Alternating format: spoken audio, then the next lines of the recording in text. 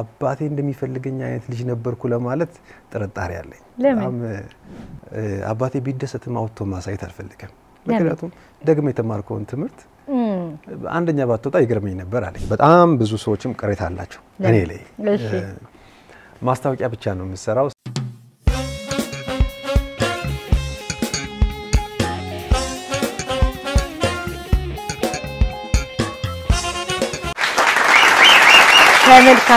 ተመልሼ መጥቻለሁ አሁን እንግዲህ የምገኘው የሁለተኛ እንግዳይ ላይ ነው ሁለተኛው እንግዳይ ብዙዎቻችሁ ሶሻል ሚዲያ ላይ ታቆታላችሁ እንጨት ላይ ይጠበብበታል ዛሬ የጥበብ ሰዎችን ነው እንግዲህ ቀደምም የነበረውን ባማካሽ ሳይታችሁታል ሰምታችሁታል እሱም ከዚሁ ጋር የተያያዘ ነው ላይኔ ለማን ደግሞ ገብዣለሁኝ ብዙዎቻችሁ እንደነገርኳችሁ ሶሻል ሚዲያ ላይ ነው የምታውቁት እኔ የልጅ ማኛ እሷ ካስተዋወቀችው በኋላ ነው ያየሁትና በጣም ግርሞኝ ነበር ለነገሩ የልጅ ማኛን እይታዎቿን በጣም ነው የማደንቀውና እሷ ከለቀቀችው እሷ ጋር ደግሞ ፍሬንድ ስለሆነ እሷ ስትለቀው በዛ ምክንያት ነው ያየሁት ከዛ በኋላ ፔጅ ውስጥ ነው የገባው አይገርም ከተመልካቾቹ ወደ አንተ መጣው ረሷቸውና ያብራችሁ ስሙት ብዬ ነው እንግዲህ ተመልካቾች የዛኔ ነው ያወኩና ሳየው እርጋታ የምትሰራው ስራ በዝምታ ውስጥ የጮኸ ዕውቀት ነው ያለ ዝም ያለ ግን እልፍ የሆነ ዕውቀት የምትጠበብበት በጣም የሚገራርሙ ስራዎችን እንደምትሰራ አየሁኝና ይባስ ብላ ደግሞ እንደገና ይሄ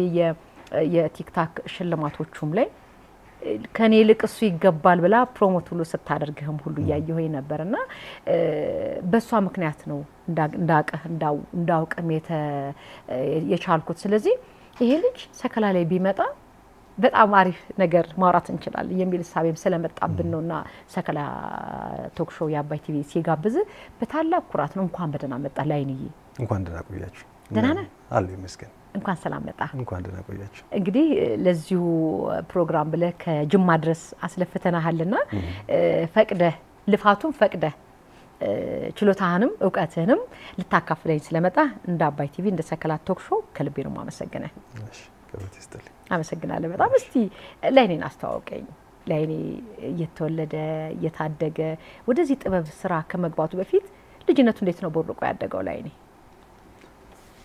ላይኔ ሊሙሻ የምትባል የገጠር ከተማ ውስጥ ነው የተወለደው እሺ ከዛ በኋላ አባቴ መመርዛ ስለነበረ ዝውውር ስላገኘ አጋሮ ከተማ ላይ ማደግ ችያለሁ እሺ እድገቴ ያው እንደማንኛውም ኢትዮጵያዊ ልጅ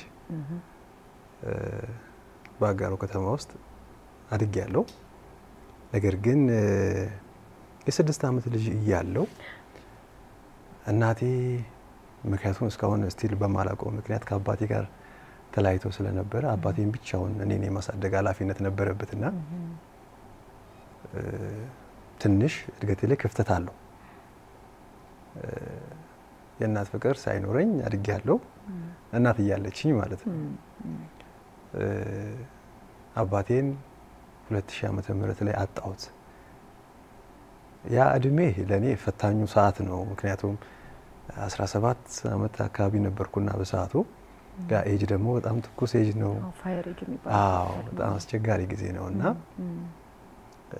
ለህይወት ፈተናዎች ፊት ለፊት ተጋለጥኩኝ እና አስቸጋሪ ነበር እርግጥ ያም የሆነው ምንድነው አባቴ በጣም ጠንካራ የሆነ ጎበዝ መምህር ነበር የሚገርምሽ ባዮሎጂ ኬሚስትሪ ፊዚክስ እና ማትስን ተማሪዎቹን ጠንቅቆ የሚያስተምር ጀግና የሆነ አባት ነው የነበረኝ የሚገርምሽ ደግሞ በአፍ መፍቻው ቋንቋ ሳይሆን በሁለተኛው ቋንቋ ነው ይሄንን ትምህርት ያስተምር የነበረውና በብዙ ሰዎች ዘንድ ተወዳጅ ሰው አክባሪና በሰዎችም ተከባሪ የሆነ አባት ነው የነበረኝ ኃላፊነቱን በሚገባ ተወጥቷል እኔን ለማሳደግ እርግጥ አባቴ እንደሚፈልገኝ አይነት ልጅ ነበርኩ ለማለት ጥርጣሬ አለኝ በጣም አስቸጋሪ ነበርኩ በእውነት አስቸጋሪ ልጅ ነበር እንደውም ሁለት ነገሮች አስተዋውሳለሁ የመጀመሪያው አንድ ጣሊያናዊ ልጁ በጣም ሲያስቸግረው ምን ያደርጋል መሰላለኝ ሞተር ይገዛለትና እንዲያሽከረክር ይሰጠዋል ምክንያቱም ልጁ በስሜት ይነዳና ያው ከሞተሩ ጋር አብሮ ወይ ተገልብጦ የሆነ ነገር ሆኖ አባቱ ይገላገላል ይለኛል። አሁን ላይ ሳስበው ምን ያህል ባስቸግረው ነው ምን ያህል አልያዝ ብለው ነው ያን ያለኝ እላለሁ። እና አንድ ወቅት ላይ 6ኛን ክፍል 2 ደግሜያለሁ። የሚገርምሽ አንደኛውን ሆን ብዬ ነው ይደገምከው። አዎ ለምን ራቅ ወዳለ ቦታ ሄጄ ነበርና መማረው የአመቱ መዝጊያ ፈተና ከ60 እየተሰጠ እሺ የጠዋት ነኝ እኔ እሺ ለአባቴ ፈተና የስንት ሰዓት ነው ሲለኝ ከሰዓት ብዬ ነገርኩት። ተማሪዎቹ ጠዋት ይፈተናሉ እኔ ከሰዓት ዝም ብዬ አጉል ቦታ ሄዳለሁ ማለት ነው ላለመፈተን እሺ እና ደገምኩ።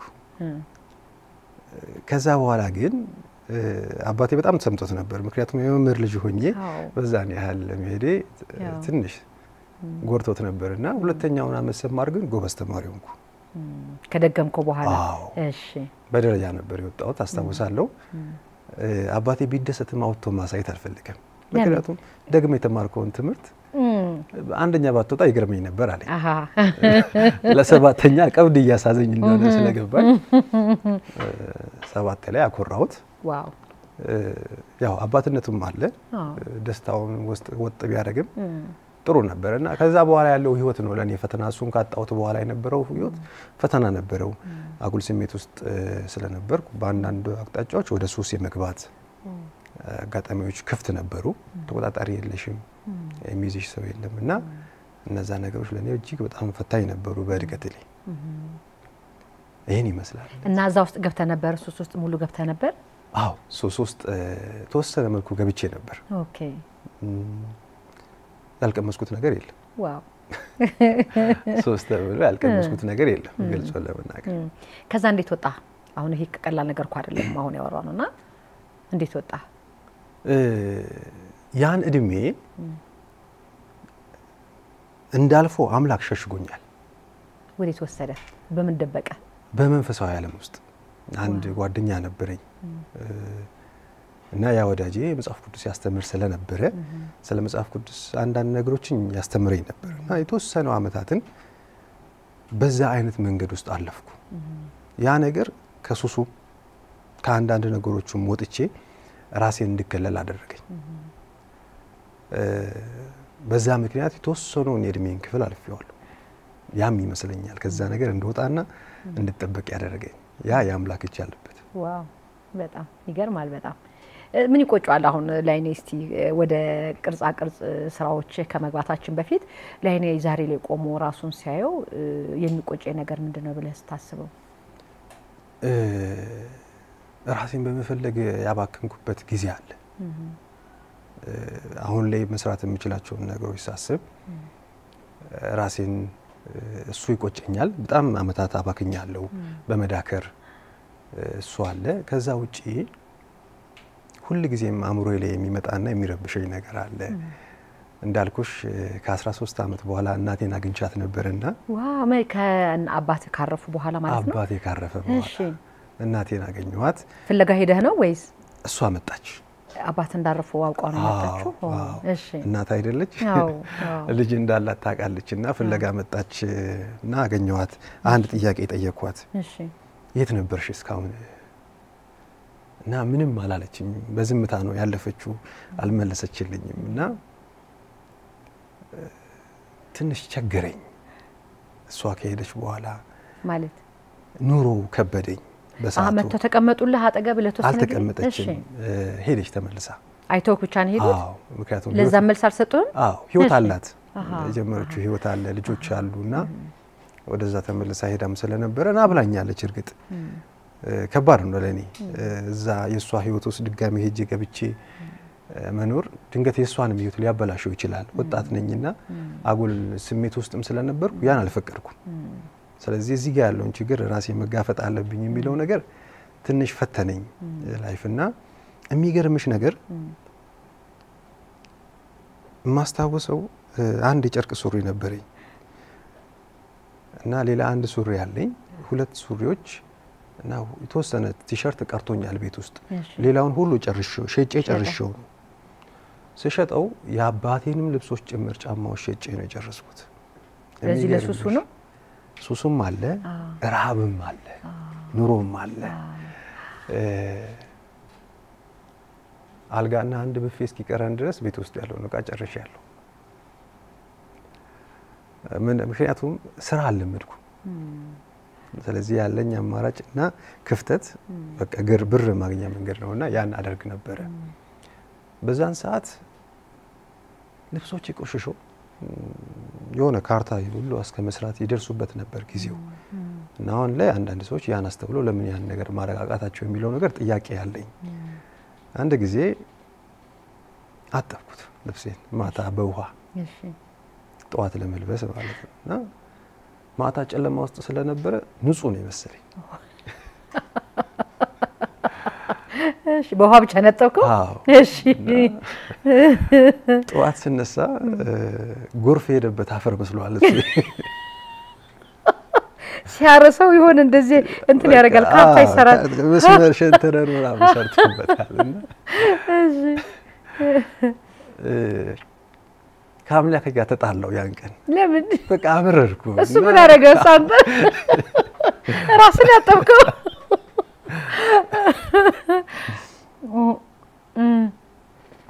ተመልካቾቻችን አብራችሁን ቆዩ። እሺ እና ያን ቀን አምርሬ ጸለይኩኝ። በቃ ማለት ጸሎት ሳይሆን ጸብ የሚመስል ያህል አቅጣጫ ቡጥቡጥ በለው። እሺ ቀየረና የሚገርምሽ ከ11 ሰዓት በኋላ ምላሹን አገኘው። አንድ ሰው ወዳጄ ፈልጋለሁ ምናምን ብሎ ያልጠበቅኩትን ብር ሰጠኝ በሰዓቱ። ዋው! ምን ነበር ግን ከመጀመሪያ ቆይ ከብሩን ከማግኘት በፊት ምን ነበር የጸለይከው? ምን ነበር የጸባችሁ? ጧት በቃ ልብሴን አየሁት። አዳሬን ምግብ መብላት ፈልጌ ቤት ውስጥ ምግብ አልነበረምና ሩዝ አለ፣ ሽንኩርት የለም፣ ዘይት የለም፣ ድስትና ውሃ አለ ቤት ውስጥ። እሺ ከሰል የለም። በሬን ግጥም አድርጌ ዘጋው። ከዛ በኋላ ሩዙን ጣድኩት በውሃ ዘፈዘፍኩት፣ ጣድኩት ውሃ ላይ ጣድኩት ሩዙ እንዲበስል ማለት ነው። እና እንጨት አቀጣጥዬ ነው የጣድኩት። ቤቱ ፈነ ብሏል በጭስ። ልብሴንም እንዳጥብ ያስገደደኝ ሁኔታ እሱ ነው። በቃ ሩዟን በላዋት። እዛ ጭስ ያለውን ልብሴንም እግረ መንገድ ለማስለቀቅ የሄድኩበት መንገድ ነውና ጠዋት ለምቃ ምንድነው ነው ከአምላኬ ጋር ጸቤ ይሄን ያህል በቃ ለምን አሳልፈህ ትሰጠኛለህ ነው። ይሉንታ አለብኝና ሰውን ቸግሮኛል አልልም። ሳልበላ ወጥቼ በልታለሁ ወይ ሲባል አዎ በልቻለሁ ምል ሰው ነኝ። እና ራሴን በማሳለፍ መስጠት ይከብደኛል። አንዳንድ ሰዎች አሉ የሚረዱኝ ሳይበላ ነው በልቻለሁ የሚለው ብለው በግድ ካልበላን ምናምን የሚሉኝ ሰዎች አሉ። እና እርግጥ ያን ነገር አላማረረው በደንብ አምላክን እንዳቀው ሰዎችን እንድገነዘብ መንገድ ከፍቶልኛል። ከዛ አንፃር የሚቆጨኝ አልኩሽ ከእናቴ ጋር በተያያዘ ያለው ነጥብ ነው። እና እናቴን ብር ስጭኝ አልኳት ሄደ ያለችበት ሄጄ በቃ ብር ያስፈልገኛልና ብር ስጭኝ። ምክንያቱም እኔን ብታሰድግኝ ለዚህ ጉዳይ ወጪ ታወጪ ነበር እና ብር ስጭኝ አልኳት። የለኝም አለች። አሁን ላይ እኔ ምንም የለኝም አለች። በሰዓቱ በቃ ከዚህ በኋላ መቃብሬ ላይ እንዳድርሽ መቃብርሽ ላይ አልደርስም ብዬ ረግጫት ወጥቼ ነው። ከዛ በኋላ 8 አመት አላየኋት። አላየችኝም 8 አመትና ምን ያህል እንደበደልኳት ተሰማኝ። በጣም እንደምወዳት ትጠራጠራለች። ምክንያቱም የልጅነት ስሜት እንዳልሰጠችኝ ስለሚገባት ነው። በዚህ አጋጣሚ እናቴ በጣም ነው የምወድሽ፣ በጣም እረዳሻለሁ። ከምንም ነገር በላይ አጉል ቦታ ላይ ወድቄ ብታይኝ ኖሮ አምሮሽ ከጤናሽ እንደሚታወቅ ከሰውነት ተራ እንደምትወጪ ሳስበው በጣም ይሰማኛል። ግን ጠንካራና ጎበዝ ልጅ እንዳለሽ ታውቂያለሽ። ሁሉ ጊዜም ላንቺ ደስታ ከምንም ነገር በላይ እኖራለሁ። እንዳትጠራጠሪ ጥንጣት ታክል እስከ ህይወት እስካለው ድረስ ልጅሽ ነኝ። እናቴ እንደሆንሽ አውቃለሁ። እወድሻለሁ በደንብ ከምታስቢው በላይ ጥልቅ የሆነ ስሜት ልጅሽ ውስጥ እንዳለ እንድትረጂ ይፈልጋሉ። ያ ስሜት ይጸጽተኛል፣ ይረብሸኛልና ይቅርታ ጠይቂያታለሁ። ግን ድምጿን በሰማው ሄጄ ባየኋት ቁጥር ያመቷት ፍቅሯን እንደምትሰጠኝ ያን ልትገልጽልኝ እንደምትፈልግና ያ ነገር እንደማያረካት ሳሰብ ያመኛል።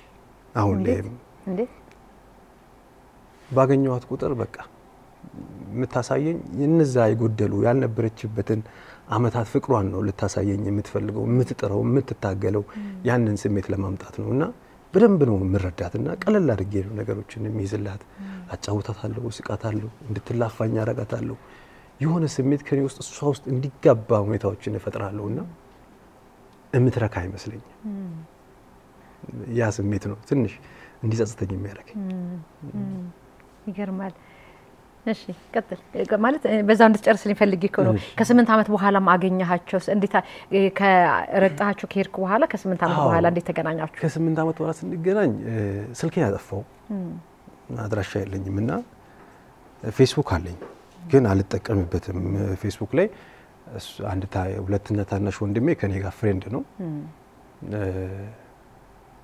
ስጠፋ ከሁሉም ነገር ነበር የጠፋውትና ከዛ በኋላ አቃለው ያለችበትን ሀገር ያለችበትን ቦታ አሁን ወደ ራሴ ከመጣው ራሴን ካገኘሁት በኋላ ነውና ተስፋ ቆርጣለች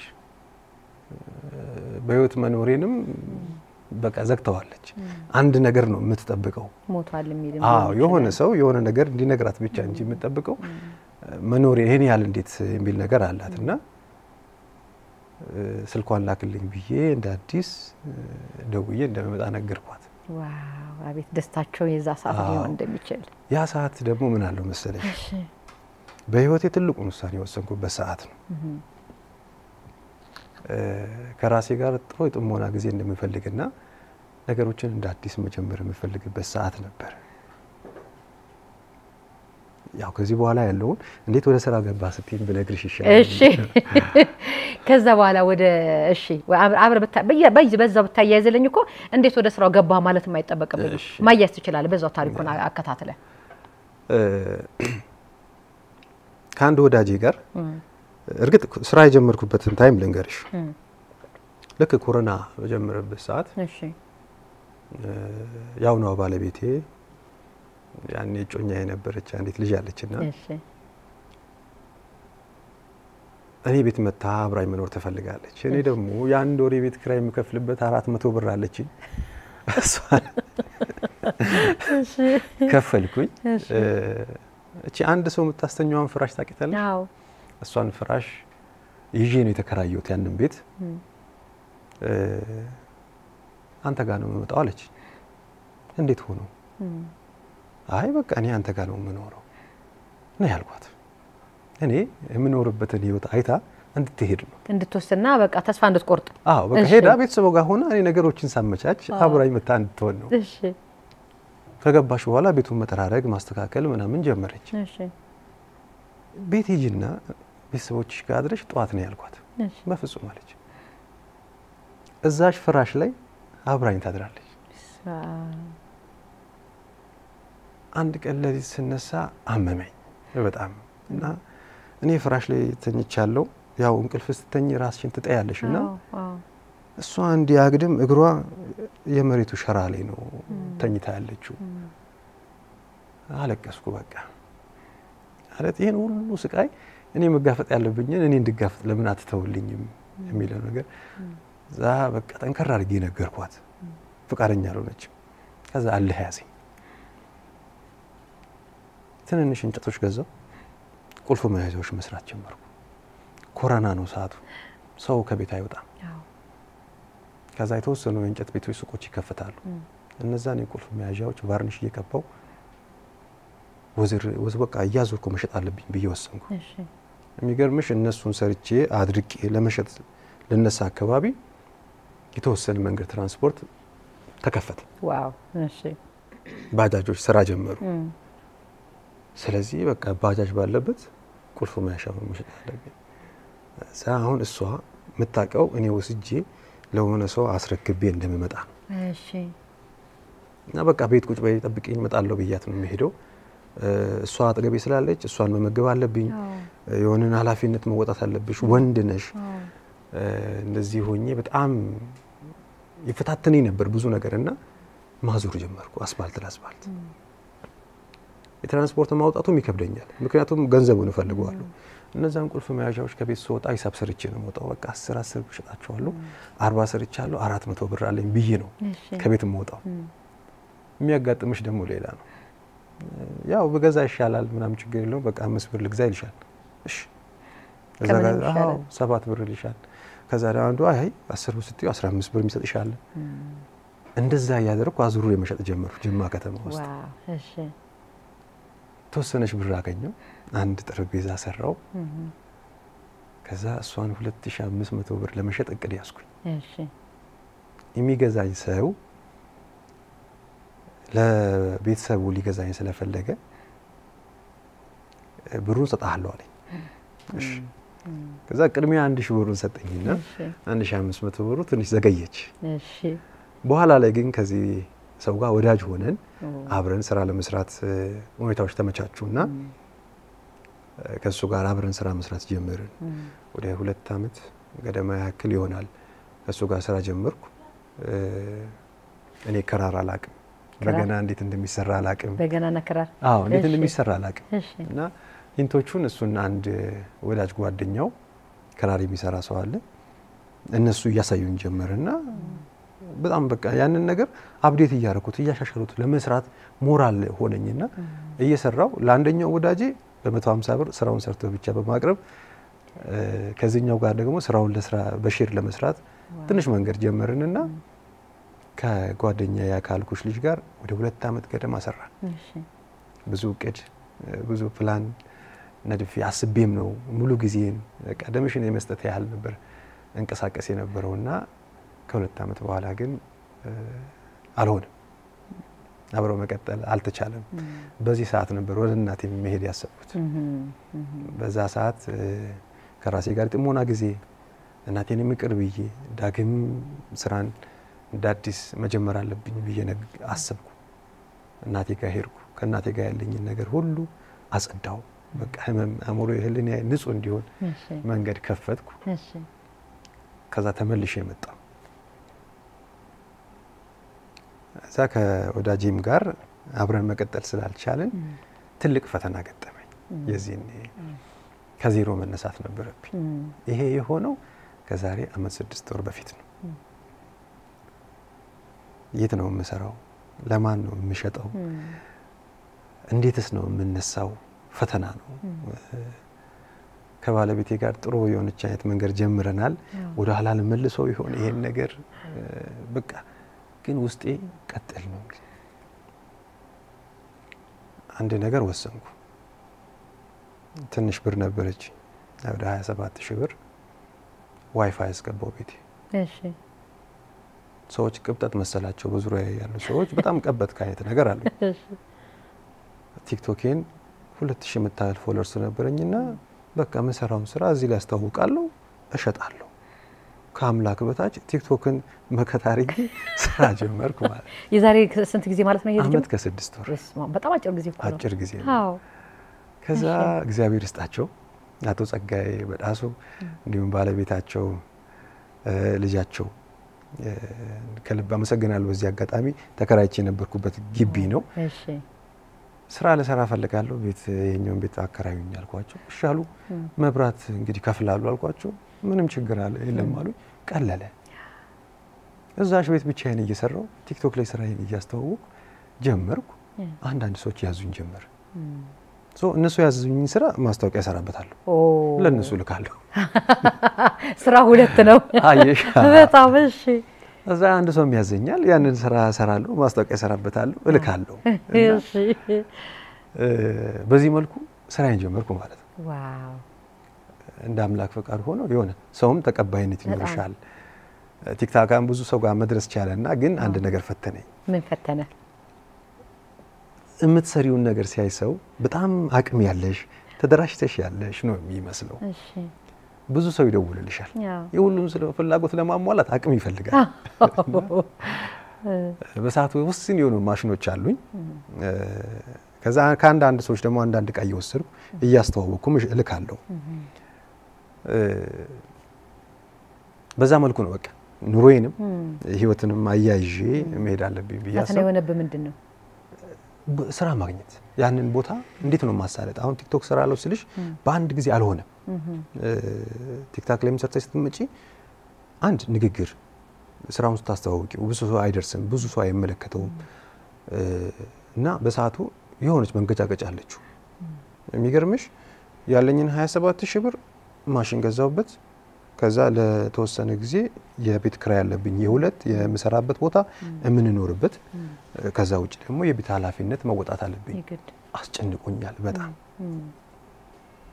ባለቤቴ አታውቅም አንዳንድ ጊዜ ዞር ብዬ ስራዬ ቦታዬም ስቅስቅ ብዬ ያለቅሳለሁ እስኪ ወጣልኝ ድረስ እና ትንሽ አሪፍ ሄደልኝ በቃ ያን ነው በጣም የሚያስጨንቀኝና ወሳኝ ነገር እሱ ነው እንደ አዲስ መጀመሩ በጣም ፈትኖኝ ነበር ያን መቀበልና በሰዓቱም ማማከረውም ጓደኛዬ ብዬ የሚሄደውም ሰው ስላልነበረ ነገሮች ትንሽ ፈታኝ ነበሩ ይገርማል በጣም እና አሁን ሚዲያ ላይ አሁን ወደ ስንት ሰው ነው ፎሎወር ያለ ቲክታክ ላይ አሁን ከ340,000 በላይ ሆነ የባጭር ጊዜ ነው ራሱ እንደዚህ ሆኖና መጀመሪያ ጊዜ የልጅ ማኛ ስላንተ ስታወራ ምን አይነት ስሜት ነበር የነበረህ ላንተ ዋው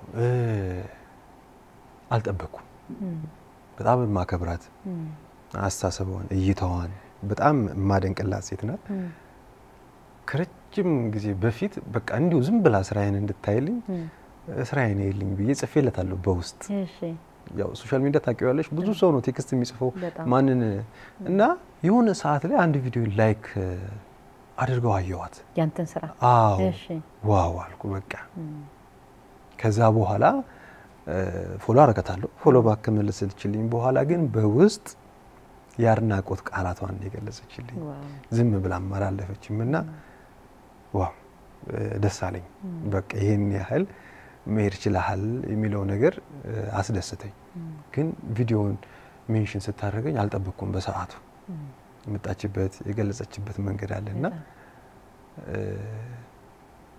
ምን ማለት እንዳለብኝ አልቻልኩም ከዛም በኋላና ይሄን ያህል በሰዎች ዘንድ መድረስ ይችላል ይሄን ያህል ቦታ ማግኘት ይችላል የሚለው ነገር በጣም ነበር ያስደስተኝ እሺ አሁን ላይኔ ወደፊት ምን ማድረግ ይፈልጋል አሁን እየሰራህ ነው ያለህበት ቦታ ወደፊት ያቀርከው ቅድስ ምንድነው እዛው ጅማ ብቻ ነው የምትቆየው እዚህ አዲስ አበባ እንደምትመላለስ አውቃለሁ ግን እስቲ ካንተ አንደበት በደንብ ብንሰማው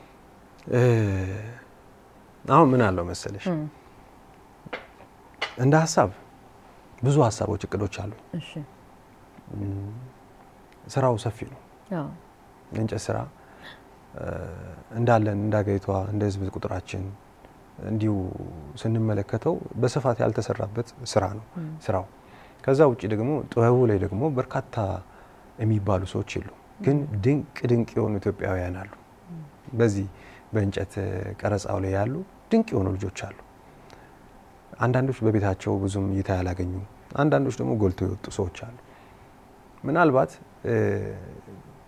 የሆነ የታሰረ ነገር አለ ያ መሰበር ቢችል እና ተገናኝቶ መዋየት የሚቻልበት መንገድ ከነዚህ ሰዎች ጋር ማህበር ቢኖር ቢያስባለሁ እንዳሳብ ምክንያቱም ምንድነው ይሄ ስራውን ለማሳደግ ነው እንደ ህልሜ ትልቁ ነገር መጀመሪያ ራሴን ስራዎች ማሳደግ ነው የሆነ ቦታ ራሴን ማብቃት ማድረስ እፈልጋለሁ ትልቅ ህልም አለኝ ከዛ ውጪ ግን የጥበብ ትምህርት ቤት የመገንባት ፍላጎት አለኝ ዋው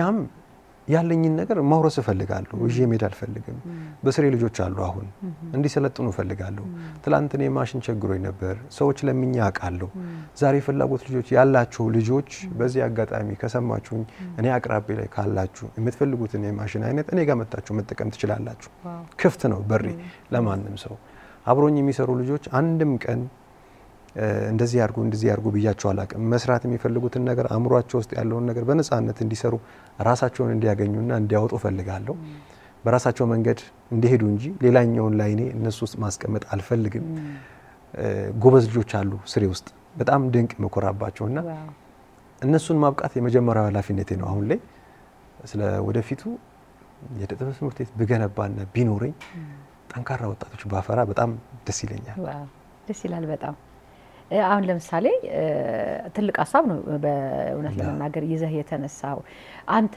በትምህርት ቤት አይደለም ያገኘው ወይስ ተምረህ ነው ያገኘው ይሄንን ችሎታ በትምህርት ቤት ተምሬ አይደለም አሁን ይሄንን ስራ አንድ ልጅ ነበር እስክንድር የሚባል እርግጥ ስዕል ነው የሚስለው ትንሽ እንጨት ሞክር ነበር እና እኔ በልጅነቴም አባቴም የእንጨት ስራዎች ይሰራ ነበር ከማስተማሩ ባሻገር ዋው አብዛኛው የእንጨት ውጤቶች እኛ ቤት ያሉት አባቴ የሰራቸው ናቸውና ያንዳንድ የእንጨት ስራዎች ጋር ታይዞ ያሉት እንድታጠቃቀማቸው ምን እንደሚመስል ከልጅነት አምሮዬ ውስጥ ነበር በኋላ ላይ ደግሞ ይሄንን ስዕልና ቅርጽ እንዴት እንደሚሄድ ከዚህ ልጅ ተማርኩ ዋንኛው ነገር ያምሩ ፍቃድ እዚህ ስራ ላይ አንድ ሰው ከልቡ ከፈለገና ካሻው ይመጣል አመታት ፈጅቶብኛል እኔ ለመማር ሌሎች ሰዎችን ለማሰልጠን ግን ወራት በቂ እንደሆኑ ትልቅ ትምህርት አግኝቼበታለሁ ትልቁ ነገር ይሄ ነው እኔ የፈጀብኝን ጊዜ ሳይፈጅባቸው ልጆች እንዴት መማር እንዳለባቸው ዕውቀት አግኝቻለሁ ብዬ አስባለሁ በዚህ አመታት ውስጥ ስለዚህ ይሄኛውን አመታት እነዚህ ልጆች ላይ ብሰራበት በቂ ነው ስራው ሰፊ ነው እንዳልኩሽ ምንም ሽሚያ የሌለውና ከመቶ ምናምን ሚሊዮን በላይ ህዝብ ያለን ሰዎች ተደራሽ መሆን ከባድ ነውና ያንን ነው እኔ ስራውን ያገኙት በልምድ ይገርማል በጣም አሁን ለምሳሌ እንግዲህ ከጅማ ነው የምትኖረው ከጅማ አዲስ አበባ ትመላለሳለህ እዚህ የከፈትከው ብራንች አለ ወይስ አሁን ሰዎች እናገኘህ ብለው ቢሉ እዛው ጅማ ብቻ ነው የምትሰራው አሁን ለኔ ትልቁ ፈታኙ ነገር ደግሞ አንዱ ይሄ ነው ከስራዬ ጋር በተያያዘ በጣም ብዙ ሰዎችም ቅሬታ አላቸው እኔ ላይ ማስታወቂያ ብቻ ነው የምሰራው ስራውን የተናገኛለን የሚሉ ሰዎች አሉ ጥርጣሬ ያላቸው ሰዎች አሉና ምን አለው መሰለሽ ከዛ ሆኜ በትራንስፖርት ነው ምልከው አንዳንድ ጊዜ ሹፌሮች እቃውን መንገድ ላይ ጥሎብኝ ይሄዱ ሰዎች ጊዜ አለ ግን አንድም እቃ ጠፍቶብኝ አያውቅም እግዚአብሔር ይመስገን አንዳንድ ጊዜ ደግሞ የተለያየ አዲስ አበባ ሰፊ ናት ከአንዱ ጫፍ ተነስተው ነው አንድ ቦታ የሚሄዱት እንግልታለሁ አንዳንድ ጊዜ ቃልከላቸው ያን ሁሉ ተንገላተው እቃውን ወስደው ሲደክሙ ሳይ በጣም ይረብሸኛል የሆነ መፍትሄ ቢኖረው ብዬ አስባለሁ ምናልባት እንዳፍኑላክ ፍቃድ አዲስ አበባ ላይ መሸጫ ይኖረኛል ወይ የሚሸጥበት ቦታ ይኖራል ብዬ አስባለሁ ምናልባት በቅርቡ ያ ነገር ይፈታል ብዬ አስባለሁ ስለዚህ እሱ እንደሳን ፕሮሰስ ተጀምሯል ማለት ነው ለምሳሌ አንደኛውም ስደውልልኝ ነበርኩት እኔ ነኝ እና ደውዬ ስለነበረ ይሄ ምንድን ነበር የጠየቁት ታስታውሳለህ ምንድን ነበር የጠየቁት እንደዚህ የእግር መታጠቢያ የሚሆን ጆክና ማስታጠቢያ በቃ የእንጨት ነገሮች ቤት ሲኖሩ ደስ ይላል አንደኛ ረጅም እድሜ ቅድም ከነበረው ከጌችም ጋር እንደሱ ያወራሁት ነው የነበረው ዛሬ ተመሳሳይ የሙያ ውስጥ ያላችሁ ሰዎች ነው አብራችሁኝ ቆያችሁትና የእንጨት ስራ እድሜ ልክ የሚሻገር ነው ረጅም እድሜ ተሻጋሪ ነው አንዴ ገዝተኸው የምትጥሉ አይደለም ረጅም አመት አብሮክ ይቆያልና ጥንቃቄም ይፈልጋል ጊዜም ይፈልጋል ስታየው የምትረካበት ስራ ስለሆነ ለዛ ነበር ስጨቀጨቀም የነበርኩትና ስለዚህ ይሄ ለሁሉም ተደራሽ ማድረጉ በጣም አሪፍ ነው ብዬ ነው የማስበው ምክንያቱም እዛ ላይ እንደገና ደግሞ የምትሰራቸው ቲክታክ ላይ በጣም የሚገራርሙ ናቸውኮ ይሄንን እንጨት ይውስ ብለ በቃ የወደቀ የተጣለ ብለ ከዛ ውስጥ ግን የሚገርም የጠረጴዛ ስራ ስትሰራበት እና ያለን የተረሱ ሳንቲሞቻችን 10 ሳንቲም እና ስሙኒያችንን ስትሰራበት እና ያለን የሚገራርሙ ሐሳቦችን ራሳችንን እንዳነሳ እንደገና የቲክታክ አዋርድን ቅርጹን ስትሰራ ብቻ ሰው ያልጠበቀውን ነገር መሬት አውርደ የምናያ ስለሆነ የሚገርም ነው የእጅ ሙያ ደግሞ በጣም ውድን ለሁሉም የማይሰጥ ለተመረጡት ብቻ የሚሰጥ ስለሆነ ጅማ ብቻ መቅረት የለበትምና የግድ አዲስ አበባ መከፈት አለበት ብዬ አስባለሁ ስለዚህ አሁን ፕሮሰሱ ምን ላይ ደርሷል የአዲስ አበባ ሁኔታው እንዳምላክ ፍቃድ በቅርቡ ዋው በጣም በአጭር ጊዜ ውስጥ ይኖረናል ሂደቱን ጀምረናልና በቅርብ ጊዜ ያ ነገር ይሳካል ደስ ይላል በጣም እስቲ አሁን ዛሬ ያለህበትን ሁኔታ ባለቤትህ ያቺ አንድ ፍራሽ ላይ ስትተኙ የነበረበትን ሁኔታ ስታይና እናትህ እስቲ ሁለቱን ስሜታቸው ነገረኝ ትላንት ከነበርክበት ዛሬ ያለህበትን ሁኔታ ሲያዩ አዎ እኔ ባለቤቴ ምን ትለኛለች መሰለሽ የኔ ውድ ጠንካራ የኔ ጀገና ነሽ የኔ ጌታ ብርታቴ ነሽ በእውነት በጣም የኔ ጌታ አቅሜ ነሽና በጣም ነው የምወድሽ ያብራኪን ከፋይም ስለሰጠሽኝ ዋው ወልዳችኋል ወይኔ ደስ ሲል ዋው እኔ ገና መስሎኝ መጠየቅ አልፈለኩኝም ነበር ደስ ሲል ዋው በቃ ማለት በጣም ነው ማከብርሽ በዚህ አጋጣሚና ምን አለው መሰለሽ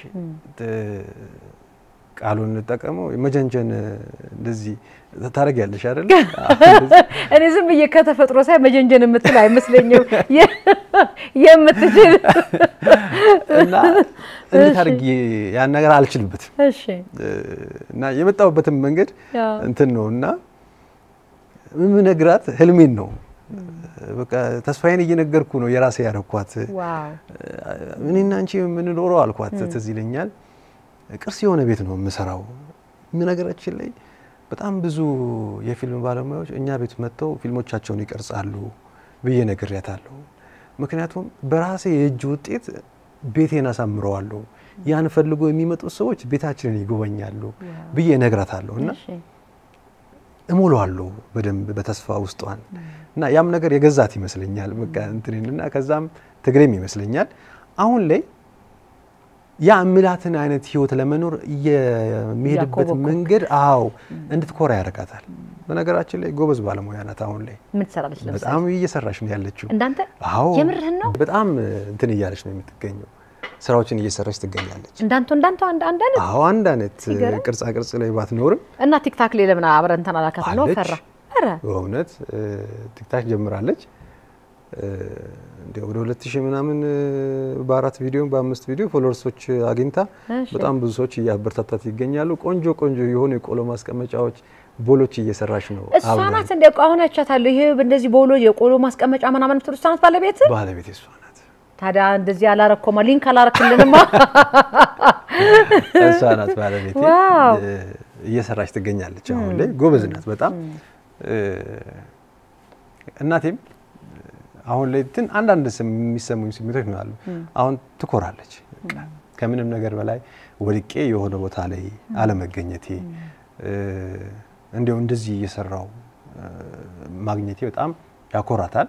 ከምንም ነገር በላይ አሁን ምንም አልጠይቃትም፣ ግን እንድጠይቃትና የሆነ አይነት መንገድ እንድትከፍትልኝ በር ትከፍታለች። ግን ኖ ብያለሁ። ካሁን በኋላ እኔ ነኝ እንጂ ላንቺ መስጠት የሚገባኝ አንቺ ለኔ ምንም አትሰጪም፣ ማረፍ ነው ያለብሽ የሚለው ስሜት መኖሩ በይበልጥ ደግሞ እኔ ጋር እንድትቀርብ እንድትመጣ እንድታይኝ መንገድ ከፍትላታለሁ። ብዙ ትመጣለች ታይኛለችና በቃ ደስታ መፍጠሬ ያን ነገር ሳየው በጣም ያስደስተኛል። አሁን ላይ ከዚህ በኋላ ድንገት ምናልባት እናቴ የማትቆጭበት አንድ ነገር አለ። የአብራኬን ክፋይ ሰጨታለሁ። ሴት ልጅ ትመኝ ነበር በጣም አላገኘችም። ሴት ነው የወለድኩላት። ስለዚህ እናቴ እኔ ላይ ማድረግ የምትፈልገውን ነገር ልጇ አለችና እሷ ላይ መወጣት ትችላለች። ያ ነው በጣም ደስ ይላል። በጣም እና መተዋይተዋል። ደስ ሲል ሄደንም አይተናታል ከመውለዷ በፊት። ከወለደች በኋላም ደግሞ መታይታለች። በሰጣት ደስ ይላታል። በእውነት አምጣ ያንተ ልካስ ነው ምን አሰባችሁ አንተና ባለቤት ታሪኛው ውሳኔ ምን ላይ ደረሳችሁ? ያው ደግሞ ልጅ አይደል እኛም ደግሞ ስሜቱን በደንብ ማጣጣም አለብን። ከባድ ነው። እኔ ከዚህ በላይ አጠገቤ ብትቆይ ረጅም ሰዓት ብናወራ ደስ ይለኝ ነበር። ግን ቢያንስ በዚህ ባለችው ነው አጭር ሰዓትን ብትሆን ቆንጆ ጥፍጥ ያለች ነገር ነው እንድናወራ ቆንጆ ቆይታ ነው ያደረግነው። መምጣት ካልቀረ ግን ትጅጋ መምጣቴ ካልቀረ ሰከላ መቅረቤ ካልቀረ ማስተላለፍ ፈልጋለሁ የምትለውን መልእክት ግን እድሉን ልስጥ። ይፈልከውን ያህል ላመስገን ይፈልከውን እድሉ ያንተ ስለሆነ ማመስገንም ማድረግ የምትፈልገውም ከፈለክ ለድርጅትም ማስታወቂያም ሁሉ ነገር ይቻላል። ላመስገን ምንም በማመሰግናቸው ሰዎች አሉና እሺ በመጀመሪያ አሮና የሚባል ቲክታክ ላይ የማቀው አንድ ልጅ አለ። አሮና እጅግ በጣም አመሰግናለሁ። አንድ አመት በጣም ብዙ ሰዎችን ስለምናችሁ የነበረውን ማሽን ከአሜሪካ ድረስ ገዝተ ራስ ልከልኛል። ሳታቀኝ ነው ያረከውና ላረከው ነገር እጅግ በጣም አመሰግናለሁ። አቶ ክብሮም በጣም የማመሰግነው ሰው ነው። ስራዬ ቦታ መጥቶ ጎብኝቶኝ የጎደሉኝን ማሽኖች ካያቸው በኋላ ያለ ስስት በነጻ ፍቃድ ይሄን ማድረግ ይችላል ብለ ላረክልኝ ነገር ከልብ አመሰግናለሁ። እንዲሁም የራዋ ዲኮርና ጌጣጌጥ ባለቤቶች ባልና ሚስት አሉ። ብዙም ስማቸው እንዲታወቅ አይፈልጉም። ነፃ ለሆነው ፍቅራችሁ ቤታችሁን ክፍት አድርጋችሁ በእንግድነት ሁሌ በመጣ ቁጥር ስለምትቀበሉኝ ላደረጋችሁልኝ ነገር ሁሉ ከልብ አመሰግናለሁ። በዚህ አጋጣሚ ደግሞ ፍራው ለቲቻንም ላመሰግነው እወዳለሁ። ወሳኝ በሆኑ ሰዓቶች ላይ ደርሰ ላደረክለው መልካም ነገር ከልብ ነው የማመሰግነው። እነዚህን ሰዎች በደንብ ማመስገን እፈልጋለሁ ትጂ አመሰግናለሁ ጨረስክ በቃ ሌላ የምትፈልገው እንደ ማስተዋቂያ ሳትፈልግም እድሉን እየሰጠው እኮ ነው በጣም በርካታ ሰዎች አዲስ አበባ ላይ ሱቅ እንድከፍትና የሆነ ነገር እንዳርግ የምትጠይቁኝ ሰዎች አላችሁ ስለዚህ እናንተ ሰዎች በቅርቡ አዲስ አበባ ላይ ላይኔን በሱቅ ታገኙታላችሁ መታችሁ ደግሞ እንድትገቡኙን በራሴ ቲክቶክ አካውንት ላይ መክፈቴን ማሳወቃችሁ ይሆናል ና ብላችሁኛል እመጣለሁ እጃችሁን ዘርግታችሁ ተቀበሉኝና እናየዋለን በጣም አሪፍ እንግዲህ ላይንዬ ስለመጣ ከልብ አመሰግናለሁኝ ቆንጆ ጣፋጭ ቆይታ ነው ያደረግነው እድገትህ ያስገርማል እርጋታህ ያስገርማል አሁን የደረስክበት ያስገርማል ገና ወደፊት የምትደርስበትም ሳስበው ያስገርመኛል ገና ብዙ ቦታ እንዳልከው የእደ ጥበብ ትምህርት ቤት ከፍተ ለሌሎችም እውቀት ማጋራት ትፈልጋለህ ቀላል ነገር አይደለምና ሳይከፈል የሰጠህን ለብዙዎች ልታካፍል ማሰብ በራሱ ቀላል ነገር አይደለምና ትልቅ ሐሳብ ስለሆነ ፈጣሪ ይርዳ ደሞ ያ ትምህርት ቤት ተከፍቶ ደሞ ለመመረቅ ያብቃን አሜን የክብር እንግዳ ሆኜ እንግዲህ እንደዚህ አይነት ቦታ ላይ መገኘት በጣም ነው የምወደው መጥቼ ለመመረቅም ለማየትም ያብቃኝ አንተን በርታልኝ በዚህ አጋጣሚ በርታልኝ ከልብ ነው ማመሰግነው እኔ እናንተ እዚህ እንደተቀመጠን ተመልካቾቻችን ቻው እንልና እኔ እናንተ ወጋችንን እንቀጥላለን እንደሱ እናደርጋለን እንግዲህ ተመልካቾቻችን ለዛሬ የነበረን ቆይታ ይሄንን ይመስል ነበር ዝግጅቱ እንዴት አያችሁት ወደዳችሁት ወይ ገንቢ ሐሳብ ስለመሰለኝ ከልቤ ቀድሜ አመሰግናችኋለሁ ሳምንት ሌሎች እንግዶችን ወደ እናንተ ጋር ይዤ እስከመቀርብ ድረስ በእያላችሁበት መልካም ቆይታ መልካም ሳምንት መልካም ዕለታት ይሁንላችሁ ሁሉ ጊዜ እንደምለው ሰላም ለኢትዮጵያ ሰላም ለሰው ዘር በሙሉ አበቃ